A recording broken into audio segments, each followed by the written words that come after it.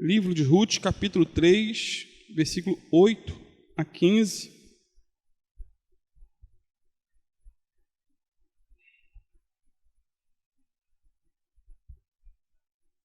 Só tem vencedor aqui nessa noite, né? Olha, vencer essa chuvinha. Tem ninguém de açúcar aqui. Diz assim, queridos: no meio da noite, o homem acordou de repente. Aqui o homem é Boaz. Ele se virou e se assustou ao ver uma mulher deitada a seus pés. Então perguntou: quem és tu? Ao que ela respondeu: sou Ruth, sua serva.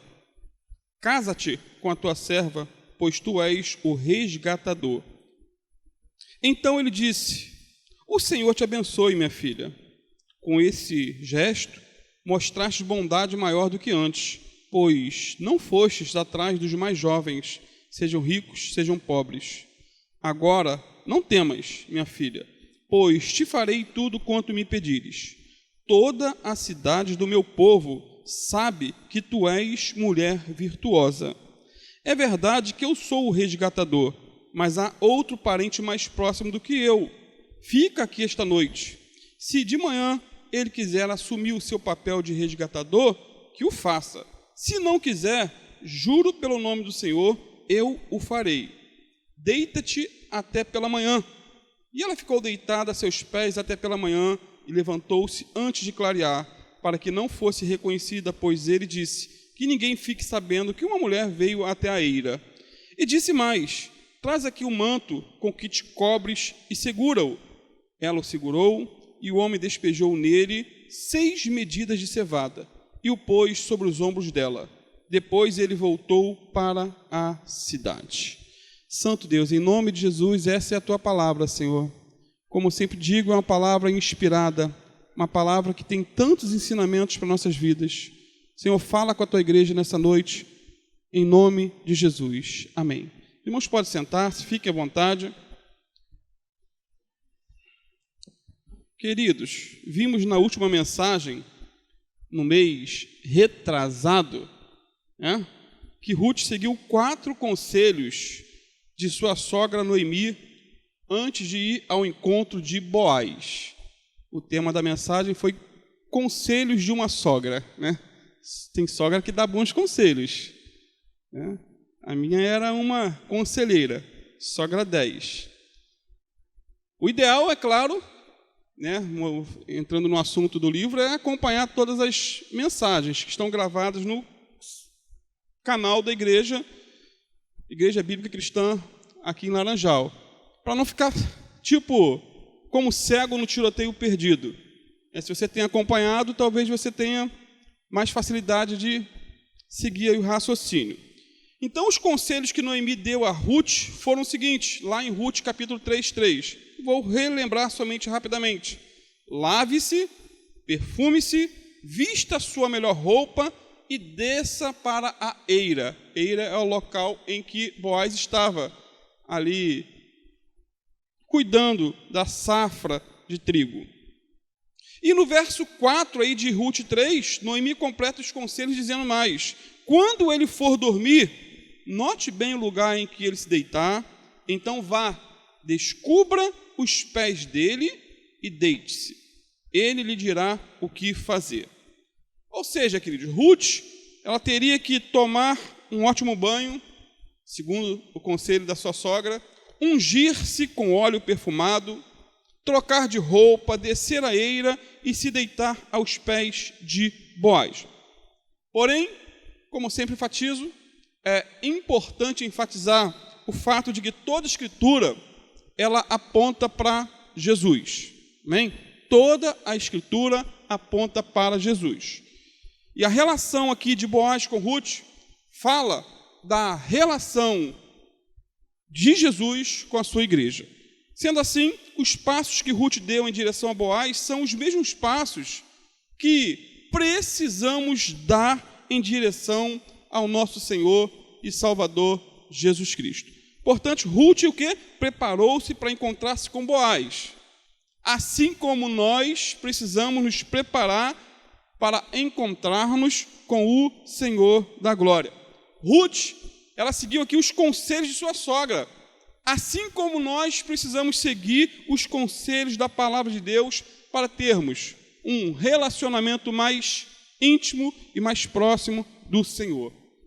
O primeiro conselho foi qual? Vou relembrar rapidamente. Lava-te, pois. Aí em Ruth 3, versículo 3, parte A. Ou seja, Ruth deveria purificar-se para se encontrar com Boaz. Da mesma maneira, não podemos ir à presença de Deus de qualquer maneira. Assim como Ruth precisava lavar-se para encontrar-se com Boaz, da mesma maneira, precisamos nos arrepender dos nossos pecados para nos encontrar com o Senhor, com o coração purificado. E aquele que diz que não tem pecado algum, engana-se a si mesmo e chama a Deus de mentiroso. Aquele que consegue se ajoelhar e não encontrar nada do que se arrepender, eu ponho em dúvida se realmente é um cristão. Ah, pastor, então tem que pecar para... Não, você não precisa pecar propositalmente para se arrepender. O próprio fato de sair de manhã e chegar à noite cansado, nessa caminhada, os seus pés se sujaram. É como um carro, que eu sempre brinco. Você não precisa jogar ele na lama para ele ficar sujo. Você bota no lava-jato, dá uma geral. No dia seguinte já está cheio de poeira. A própria natureza se encarrega de sujar. E os nossos pés estão nesse mundo. Precisamos vigiar dobrado, mas pedir sempre a orientação ou a luz do Espírito Santo para mostrar no que devemos nos arrepender. O segundo conselho de Noemi foi unge-te. Ou seja, depois do banho veio o perfume. Depois da purificação veio a unção. Da mesma maneira, depois de purificados os nossos pecados, precisamos, queridos, e necessitamos da unção do alto, do poder do Espírito Santo. O óleo da unção é, sem dúvida, em toda a Bíblia, uma referência ao Espírito Santo de Deus. Portanto, assim como Ruth precisava ungir-se para ir ao encontro de Boaz, precisamos desesperadamente da presença do Espírito Santo para nos encontrar com o Senhor de maneira mais singular e profunda e sermos usados pelo Senhor de maneira mais impactante, não para a nossa glória, mas para a glória de Deus. O terceiro conselho que Noemi deu à sua nora Ruth foi: mude de roupa. Ruth 3:3, veste os teus vestidos. E é interessante, queridos, essa sequência, Ruth deveria, diz o texto, lavar-se, perfumar-se com óleo ungido e pôr uma roupa nova. Resumindo, ela deveria tirar as vestes de viúva, porque ela é viúva, e colocar um lindo vestido de casamento, pela fé, porque Boaz seria o seu futuro esposo. Já estou dando um spoiler da mensagem, e você que já leu sabe o final. E quando eu comecei esse estudo, eu li todo o livro de Ruth. Então, a mudança de veste na Bíblia fala de abandonar o pecado. Mudança de veste. Abandonar o pecado, seja ele qual for, e abraçar a virtude. O quarto conselho que Noemi deu a Ruth foi: humilhe-se. Aí no versículo 3 e 4. Desça para a eira, então vá, descubra os pés dele e deite-se. Então, os conselhos de Noemi, que ela deu aí à sua nora Ruth, não foram nada mirabolantes. Foram simples, queridos, simples. Antes de ir ao encontro de Boaz, ela deveria purificar-se, ungir-se com óleo, trocar as vestes, não é isso? Versículo 3 e 4. E, por fim, humilhar-se, se prostrar.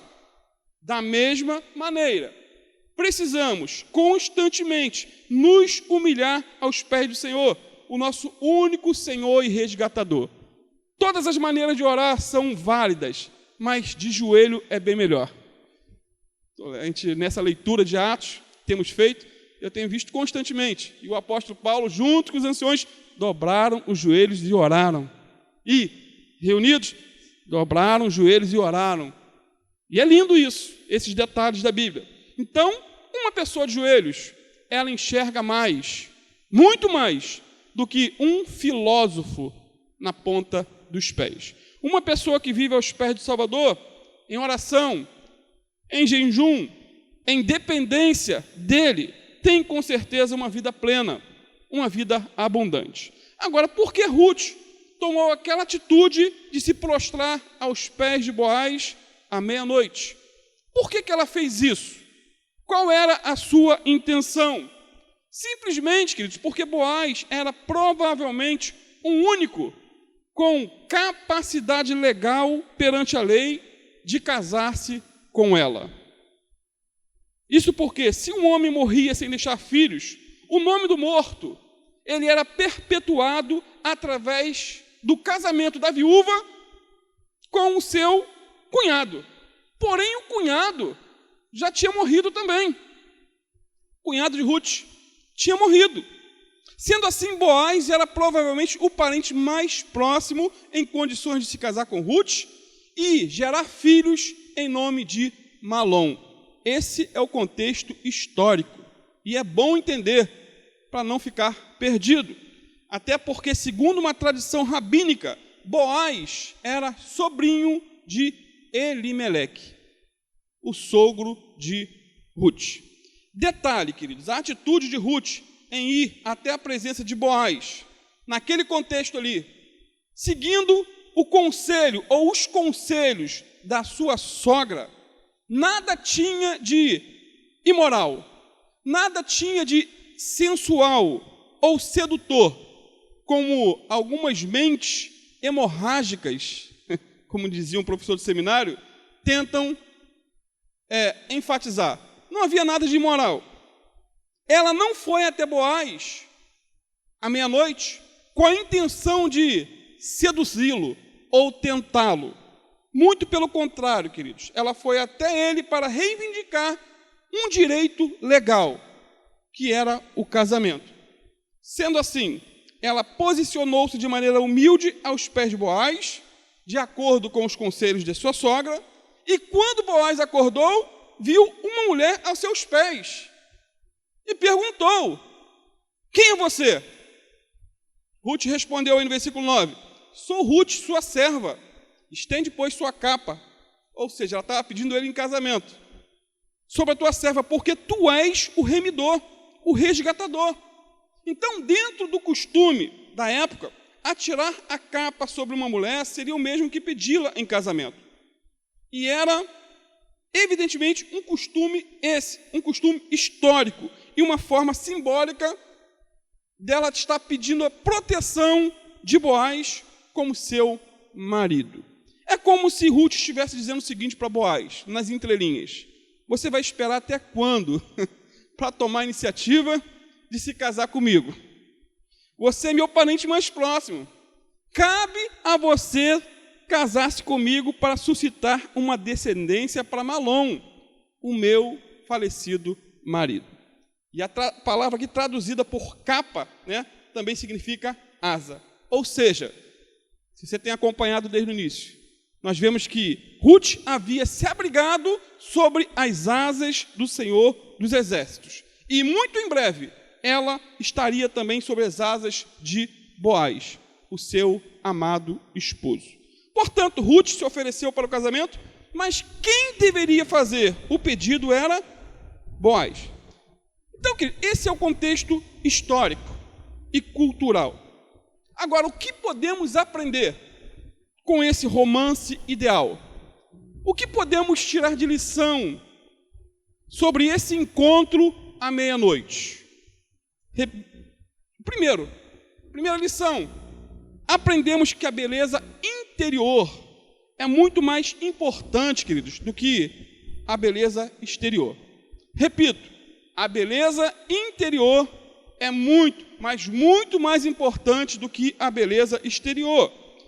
Mais uma vez, versículo 10 e 11 do capítulo 3. Boaz lhe respondeu: o Senhor a abençoe, minha filha. Ruth devia ter a idade de uma filha para ele, ou até neta. Ele era bem idoso. Este seu gesto de bondade é ainda maior do que o primeiro, pois você poderia ter ido atrás dos mais jovens, ricos ou pobres. Você veio buscar refúgio num idoso.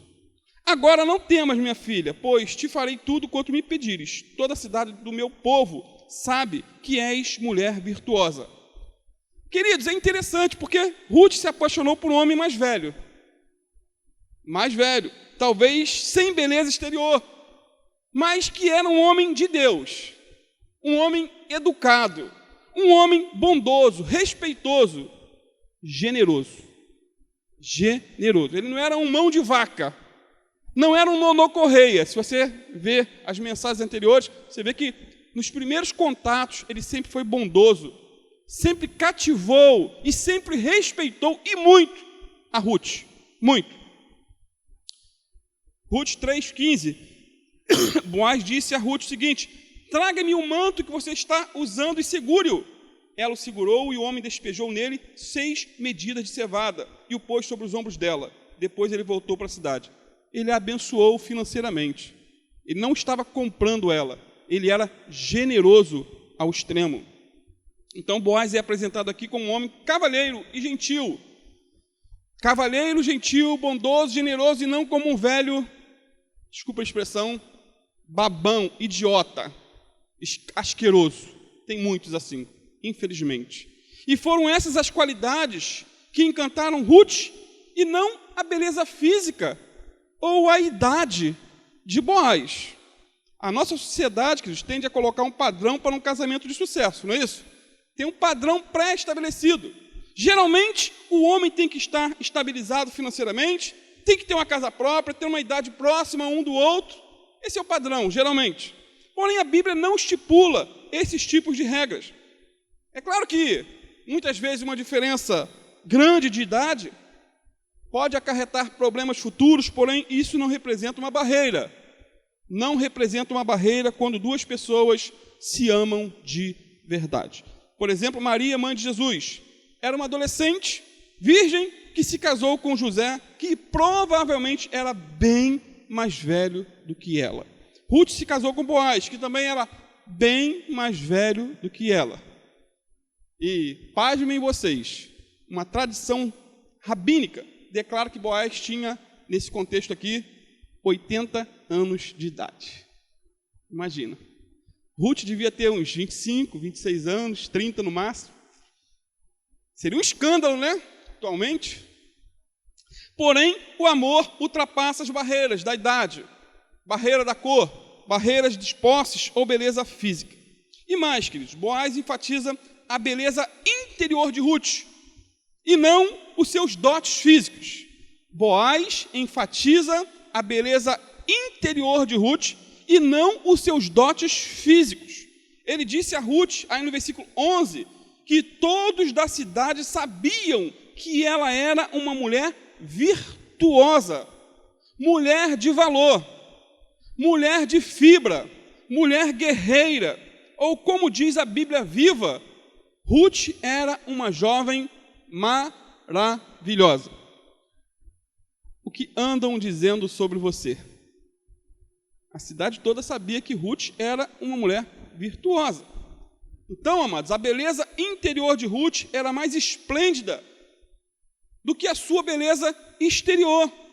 Ou seja, mais do que a beleza física, as pessoas da cidade observaram as virtudes de Ruth. Provérbios 31:30. É interessante quando diz que os encantos de uma mulher podem ser apenas uma ilusão. E a beleza não dura para sempre. A verdadeira beleza, a verdadeira honra de uma mulher está em amar e obedecer ao Senhor. Provérbios 11:22 diz também que uma mulher bonita, que não se porta decentemente, é como uma joia de ouro enfeitando o focinho de um porco. Misericórdia. Queridos, mais do que se preocupar com o exterior, Ruth cuidava de seu interior. Mais do que roupas de luxo, sapatos importados ou cabelos na beca, Ruth zelava por seu caráter, por suas virtudes. É claro que Ruth se preparou exteriormente, para se encontrar com Boaz, lembram? Né? Ela tomou um ótimo banho, colocou um bom perfume, trocou de roupa. Ela se produziu, porém a ênfase de Boaz não foi em relação ao seu exterior, mas em relação ao seu interior. Amados, mais uma vez, a fama de Ruth já tinha ido longe. Nossa fama vai longe, seja ela boa ou má. Boaz declarou para ela: todos os meus concidadãos sabem que você é uma mulher virtuosa. Todos sabiam. Ruth cuidava do seu corpo, mas não idolatrava seu corpo. Até porque Boaz não admirou e nem citou, nem se encantou com o perfume de Ruth, e nem com o vestido de Ruth, mas com a sua virtude, seu caráter, com a sua pessoa, com a sua integridade. 1 Pedro 3, versículo 1 a 4, encontramos alguns conselhos para as esposas e para as mulheres de modo geral. Conselhos esses bem atuais. Esposas, acomodem-se aos planos de seus maridos, porque assim, se eles se recusarem a prestar atenção quando vocês lhes falarem a respeito do Senhor, a vida piedosa de vocês lhes falará melhor do que quaisquer palavras. Serão ganhos pelo comportamento respeitoso e puro de vocês. Não se preocupem com a beleza exterior, que depende de joias, ou de roupas bonitas, ou de penteados. Sejam belas interiormente, em seus corações, com o encanto duradouro de um espírito amável e manso, que é tão precioso para Deus. Não estou fazendo apologia ao relaxamento. Estão botando aqui como prioridades, né? Irmãos, Ruth, no contexto que estamos aqui meditando, ainda não era casada com Boaz, mas já tinha as virtudes necessárias para ter um casamento feliz. E vai ser a última mensagem, casados e felizes, sobre esses dois quando se casaram. Vai ser interessante você participar. Casados e felizes. Que há muitos que se casam e se tornam infelizes, infelizmente. Até porque, queridos, ela era bastante conhecida na cidade, não por sua beleza física, mas por sua integridade, simplicidade, modéstia e humildade. Em 1 Timóteo 2, versículo 8 a 10, o apóstolo Paulo diz o seguinte: tanto aos homens quanto às mulheres. Olha que interessante. Assim eu quero que em toda parte os homens orem com mãos santas erguidas para Deus, livres de pecado, ira e rancor. E as mulheres sejam do mesmo modo calmas e sensatas nas atitudes e na maneira de vestir. As mulheres cristãs devem ser notadas por sua bondade e virtude, e não pela maneira como arrumam o cabelo ou por causa das joias ou roupas extravagantes. Ou seja, o crente não é símbolo de ostentação. Ele não deve ser um crente de ostentação. Certo escritor diz que vivemos no reino das vaidades. E isso é uma realidade hoje. Nossa geração cultua o corpo. É ou não é? Clínicas de tratamento de beleza proliferam em todas as cidades. Somos o país campeão do mundo em cirurgias plásticas. Esse dia eu estava vendo um vídeo da cantora Rosana, na época da minha juventude, e ela botou tanta plástica no rosto que apelidaram ela de fofão, cheio de bochecha, assim, uma coisa totalmente fora da realidade. Ridículo. Ou seja, a idade chegou, mas a ficha não caiu. Somos o país campeão mundial em cirurgias plásticas. Exaltamos a aparência, supervalorizamos a beleza física, gastamos rios de dinheiro em cosméticos, queremos nos manter em forma. Claro que nada é errado com isso, precisamos nos manter em forma, não é isso? Precisamos cuidar do corpo. O cuidado com o corpo é uma ordenança divina. Precisamos nos cuidar, nos alimentar bem, sair do sedentarismo. O problema acontece quando há um desequilíbrio entre o exterior e o interior. Quando cultivamos a beleza do corpo, mas não tratamos da beleza da alma. Extremos. Não adianta, querido, tirar as rugas da face, se não esticarmos os músculos da alma. Não adianta a pessoa passar semanas num spa se ela não tem uma dieta perfeita para o seu espírito. Oração, leitura da palavra, jejum, consagração. Não adianta fazer cirurgias plásticas para remover, às vezes, os excessos do corpo, cortar algumas partes que não está gostando, diminuir o nariz, cortar a orelha. Se não arrancamos os excessos de pecado do coração através do arrependimento. Há muitas mulheres belas, não é isso? Bonitas externamente, mas vazias, ocas por dentro. Cultas, mas sem dignidade. Bem vestidas, mas fúteis, vazias, sem brilho, sem graça, sem Deus. Mulheres famosas, mas rendidas à vaidade. A mulher virtuosa, por outro lado, segundo Provérbios 31:30, conjuga beleza com caráter, boa apresentação com simplicidade, beleza exterior com beleza interior, que tem que estar unido.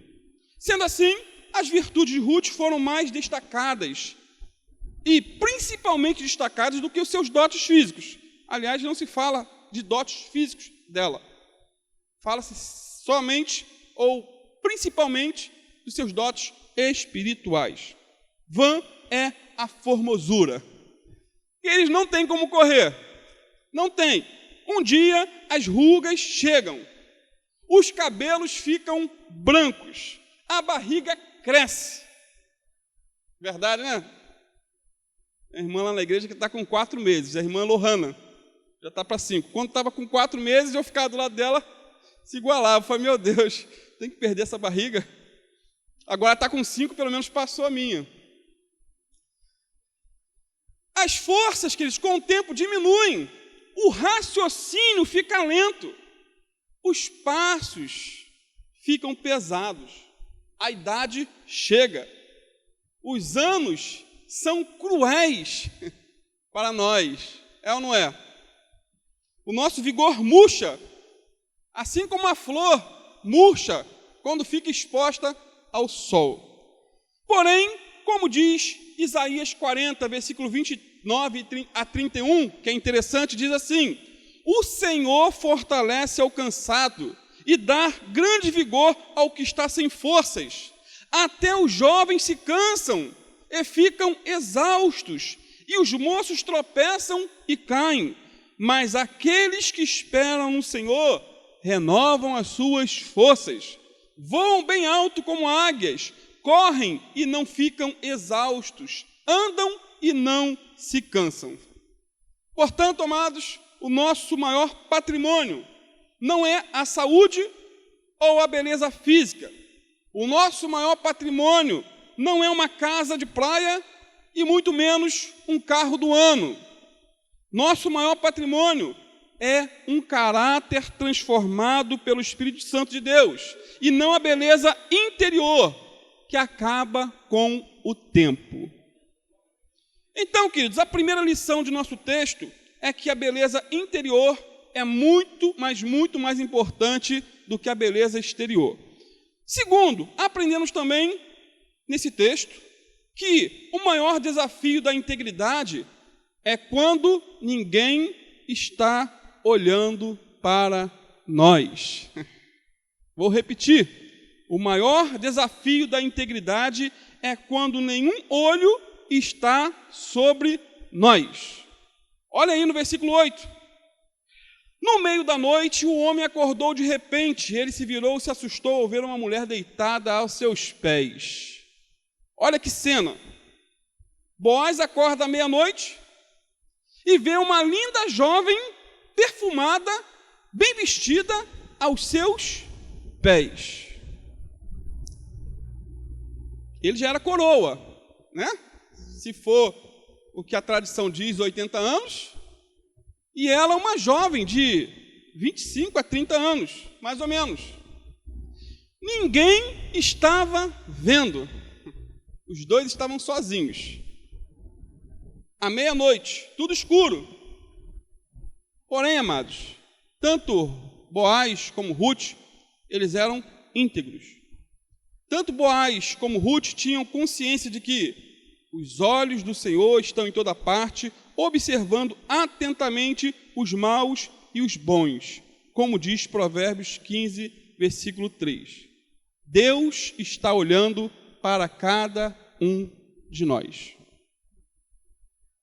O que será que ele está vendo quando ninguém vê?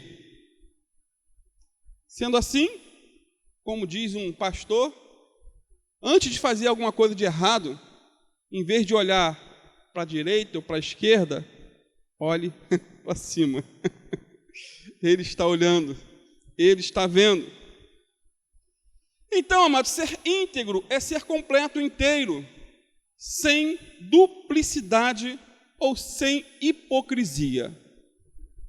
Eles eram íntegros. Você sabe qual a diferença entre integridade, duplicidade e hipocrisia?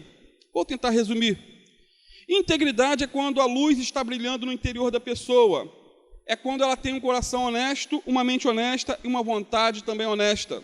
A pessoa não é uma santarrona, mas é um homem de Deus, uma mulher de Deus, mesmo com as suas imperfeições e pecados. Hipocrisia, por outro lado, é quando as trevas penetram no coração, na mente e na vontade da pessoa. Hipocrisia é quando a pessoa desempenha um papel no palco da vida. Ela não é o que parece ser, pois está sempre representando um personagem, sempre usando máscaras, sempre fingindo. Que Deus tenha misericórdia de nós. É muito fácil ser um hipócrita. É muito fácil ter duas caras, queridos. É muito fácil. O carnaval, por exemplo, é a festa das máscaras. A idolatria do luxo, é ou não é? E a apoteose do prazer sexual, carnaval. Algumas pessoas escondem-se através das máscaras. Outras se revelam através das máscaras no período de carnaval. Muitos vivem enrustidas o ano todo, mas quando chega o carnaval, colocam uma máscara e fica sem vergonha. Eu era assim, literalmente. Quando botava uma máscara de perro, eu me mudava, me transformava em outra pessoa. Fazia o que com a cara limpa não tinha coragem de fazer. As máscaras escondem e oferecem um certo refúgio. Geralmente elas libertam da preocupação com a censura, dando à pessoa, às vezes, uma falsa segurança. As máscaras revelam uns e revelam outros. Queridos, eu não quero estar aqui no púlpito desempenhando um papel, desempenhando um papel, colocando uma máscara. Não quero. Eu oro sempre a Deus e falo sempre para o pessoal lá de Maricá. Oro a Deus pedindo mente sã, sanidade mental. Eu não quero ser uma pessoa aqui no púlpito, aqui na igreja, e outra muito diferente em casa, no trabalho ou nos momentos de lazer.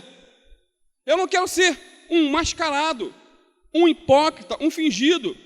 Eu não quero ser como aquele pastor, entre aspas, que planejou a morte da sua esposa, a queimando viva. Loucura! Hipócrita. E dava conselhos para casais. Ia dar palestras também, como ter um casamento abençoado, e agredia fisicamente com palavras. Queridos, eu não quero ser um pregador na igreja e um demônio dentro de casa, com a minha esposa ou filhos. Agora, duplicidade é quando a luz torna-se em trevas, é quando o errado torna-se incerto e o pecado torna-se aceitável. Aí é a duplicidade. Estamos vivendo em nossos dias a síndrome da duplicidade. O que antes era pecado, era, sim, hoje é tolerado. E mais do que tolerado, é incentivado e praticado como se fosse uma verdade absoluta. Hoje o certo é errado e o errado é certo. Pelo menos para muitos, não para nós. É esse o tipo de pessoa que Jesus tinha em mente quando disse lá em Mateus 7, 21 a 23. Nem todo aquele que me diz Senhor, Senhor, entrará no reino dos céus, mas apenas aquele que faz a vontade de meu Pai que está nos céus. Muitos, disse Jesus, me dirão naquele dia: Senhor, Senhor, não profetizamos nós em teu nome? E em teu nome não expulsamos demônios? E não realizamos muitos sinais e maravilhas, milagres? Então eu lhes direi claramente, abertamente: nunca os conheci. Afastem-se de mim, vocês que praticam o mal. Portanto, amado, dizer as palavras certas, ter as credenciais certas, pregar sermões corretos, ajudar pessoas com problemas e até fazer milagres, jamais podem tomar o lugar de fazer a vontade de Deus. Que Deus tenha misericórdia de nós, que Ele nos livre de toda hipocrisia e duplicidade, e que naquele grande dia possamos ouvir Ele dizer: vinde benditos de meu Pai. Eu sonho ouvir essa palavra: vinde benditos de meu Pai, recebam como herança o reino que lhes foi preparado desde a criação do mundo. Mateus 25, 34. Portanto, Boaz era um homem íntegro e não um hipócrita. Ele foi respeitoso com Ruth, tanto lá na sua fazenda, diante dos seus funcionários, como aqui à meia-noite, quando ninguém estava vendo. Se ele não fosse íntegro, com certeza teria abusado de Ruth à meia-noite. Amados, o maior desafio da integridade é quando nenhum olho está sobre nós. Repito, e já falei. O maior desafio da integridade é quando estamos sozinhos no escritório, em nosso setor de trabalho, no banheiro ou num carro todo filmado com a namorada. É o maior desafio da integridade.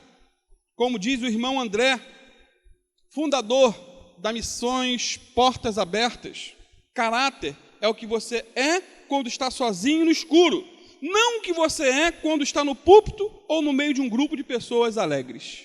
Diz mais ele: todos podem usar uma máscara, mas quando estamos sozinhos no escuro é que o nosso verdadeiro caráter aparece.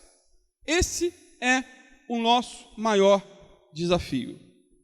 Você já ouviu a história do pastor?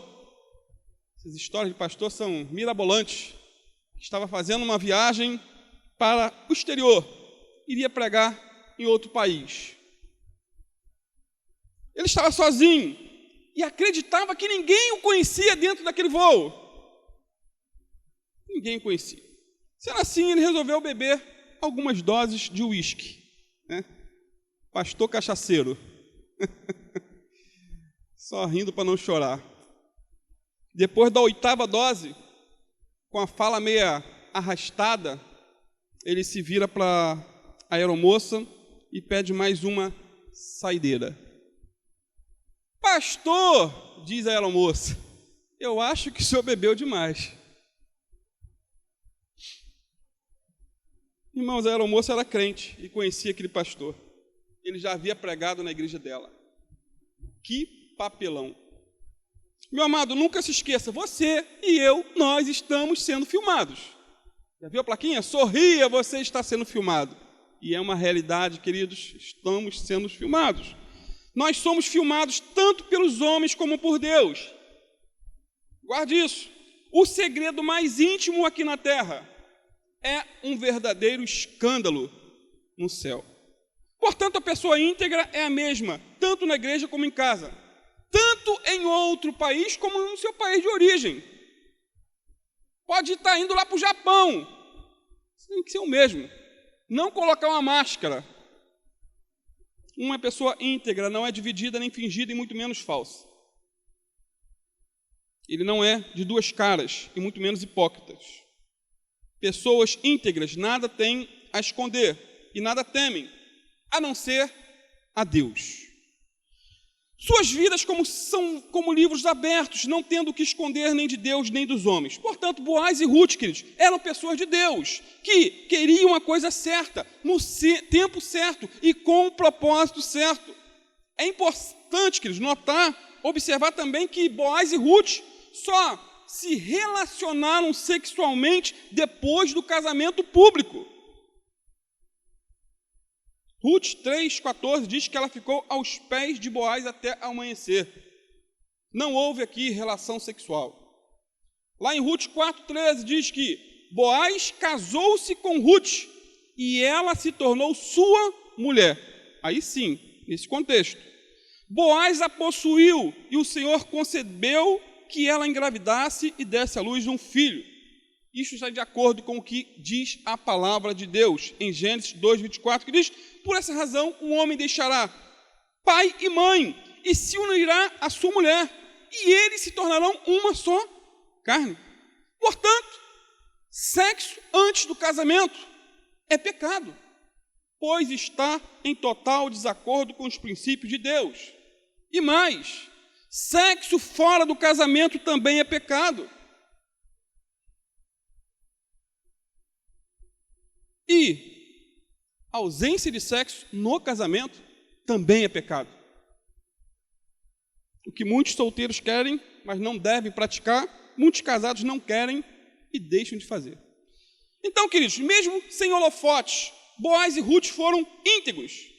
Que Deus nos ajude a sermos íntegros em meio a uma sociedade hipócrita e perversa. Que Deus nos ajude a sermos íntegros nas meia-noites da vida.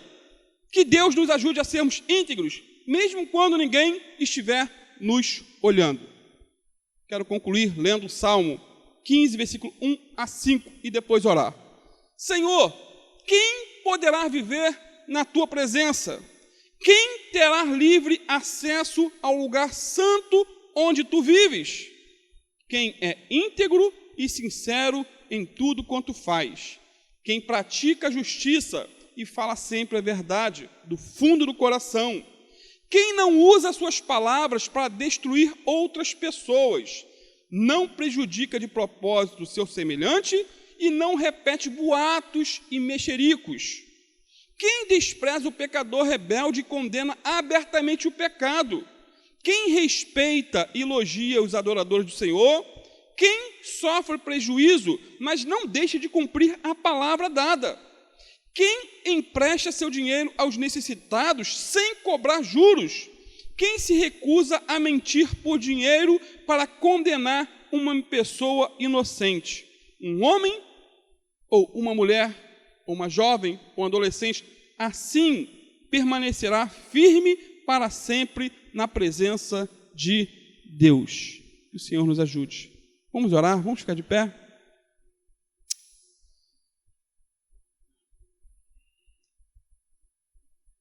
Santo Deus, em nome do Teu Filho Jesus, essa foi a Tua palavra, Senhor, aquilo que o Senhor colocou no meu coração, Pai. Eu sei que há assuntos confrontadores, mas que possamos, Senhor, com a ajuda do Teu Espírito Santo, remover todas as máscaras, toda a duplicidade, que sejamos íntegros, Senhor, que procuremos, na força do Senhor, andar de maneira transparente, viver nesse mundo de trevas, mas sendo luz do mundo e sal da terra, Pai, como diz a Tua palavra. Foi uma afirmação: vós sois a luz do mundo, vós sois o sal da terra. Ajuda-nos, Senhor, a verdadeiramente sermos essa luz e esse sal, essa luz que ilumina, esse sal que tempera, que preserva da podridão. Ah, Senhor, precisamos da Tua ajuda, que essa mensagem não seja de desmotivação para ninguém, mas de conscientização da necessidade de uma mente sã, cheia do Teu Espírito Santo, que possamos reconhecer, Pai, aonde estamos errando, quais pecados temos cometido, Pai, porque alguns pecados são bem fáceis de detectar, outros, Senhor, que são chamados pecados ocultos, muitas vezes são ocultos até para nós mesmos. Então, joga luz em nosso coração, Pai. Mostra todas as teias de aranha que porventura esteja aqui e nos leva ao arrependimento verdadeiro, Pai, para que possamos ter um encontro mais eficaz na Tua presença, Senhor. Fica conosco, abençoa a nossa noite, renova nossas forças, Senhor, para a glória do Teu nome. Abençoa-nos, é o que eu te peço, em nome do Teu Filho Jesus. Amém. Amém, queridos.